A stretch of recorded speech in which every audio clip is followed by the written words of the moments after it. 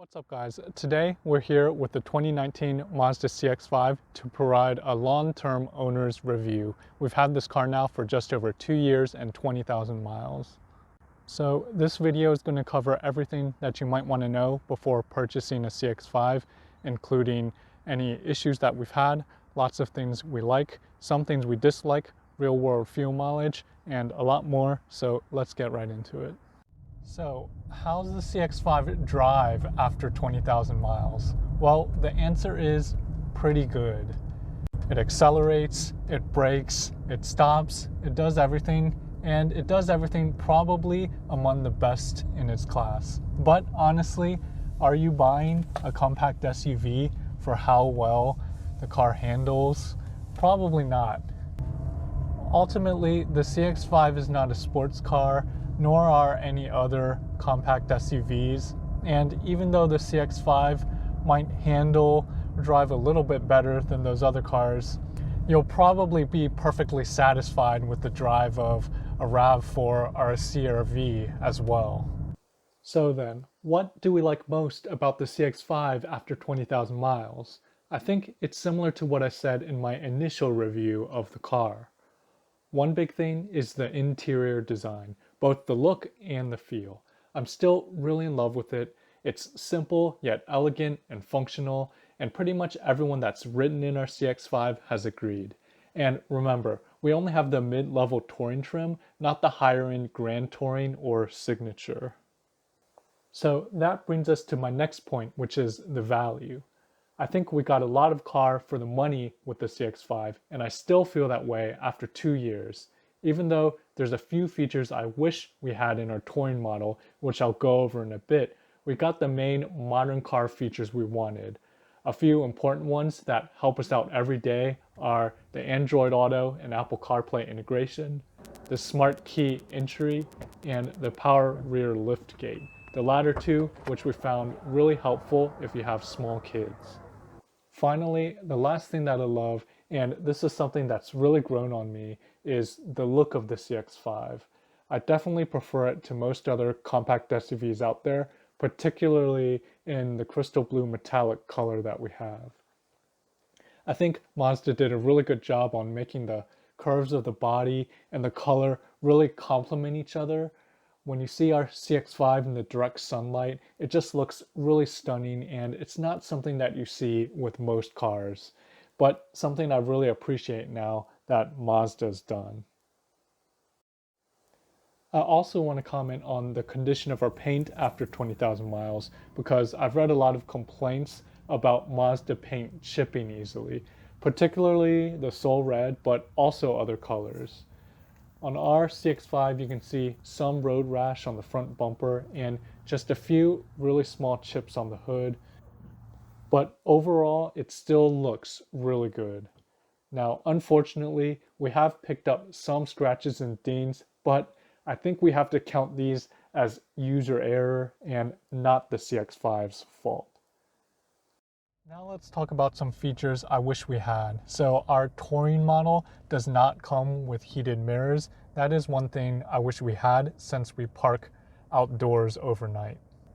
The other thing I wish we had is the power seats with the memory feature, since both me and my wife drive this car regularly.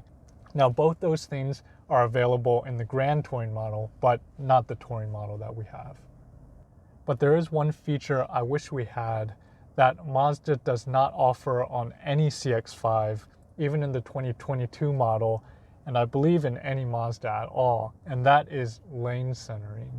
So our CX-5 does come with the radar cruise control, the active braking, and the lane keep assist, but not a lane centering feature like Toyota or Honda.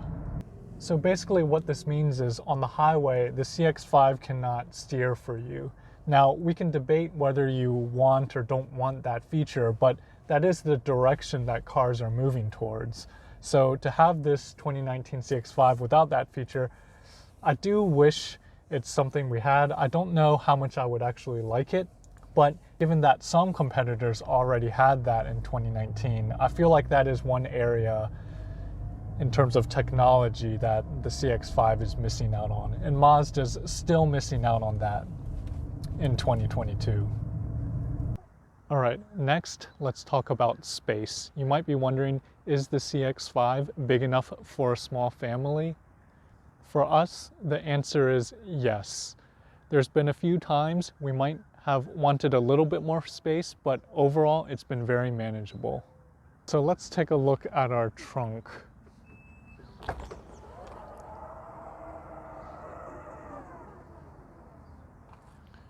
You can see here with the stroller and the other stuff we usually keep in the car with a toddler, a good portion of our trunk space is taken up.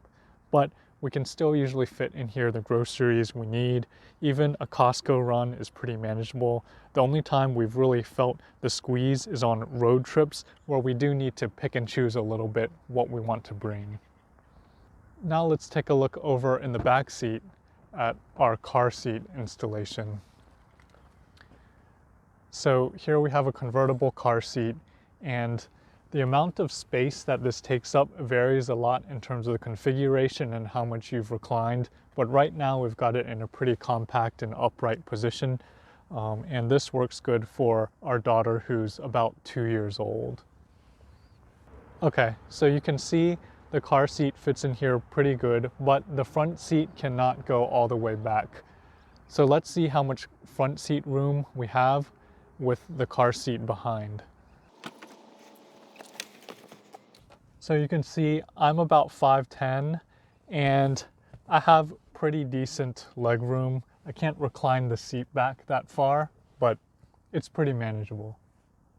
Okay, next let's talk infotainment. So a lot of reviewers have panned Mazda for their small screen and poor controls for the infotainment. But honestly, I don't really have an issue with Mazda's control knob. It's pretty intuitive to use, and I can actually see some advantages to using the knob instead of touching the screen while driving.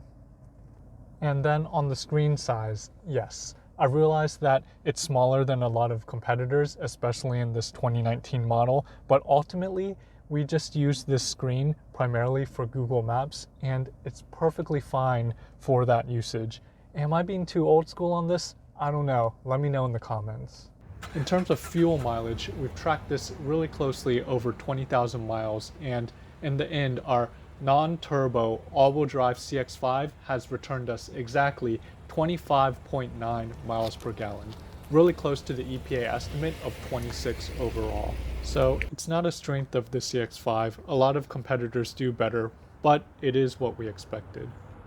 We'll have a link in the description below where you can track all the details of our fuel mileage. Finally, let's end with a few complaints, and I don't have many, but there are a few. First, we have some wear on the side bolsters of the front seats on both sides. This is a common wear spot in a lot of cars, and it's not major on our CX-5, but more than I'd like to see at 20,000 miles. Next, one of the rear seat backs is a little loose and makes some noise, as you can see here. I believe it did come like this from the factory, but it's not a huge deal, and I did make a separate video on the details of this if you're interested. And that's really it in terms of quality issues or wear. Otherwise, our CX-5 really looks and drives like new. Finally, this is my biggest gripe with the CX-5, and I haven't heard any other reviewers mention this, but it is a potential safety issue that I didn't notice until I owned the CX-5, so definitely something you want to check out when you test drive the car. The issue is how the A-pillar on the passenger side obstructs my view when making left turns. The CX-5 has a really thick A-pillar, and it's further back or closer to the driver than most cars because the CX-5 has such a long hood. So once I became aware of this, I don't think it's a big safety issue for me. I basically just have to dip my head down and to the right to make sure that I can see the cars coming from the right side. On this, I definitely think Mazda didn't design the CX-5 for me. I'm relatively tall but have shorter arms, so I sit pretty close to the wheel. It may not be an issue for you, it's not an issue for my wife, but for me, it's the biggest issue I have with driving the CX-5.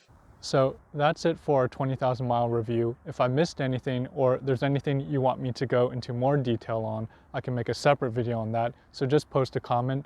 Otherwise, I'll see you in the next video.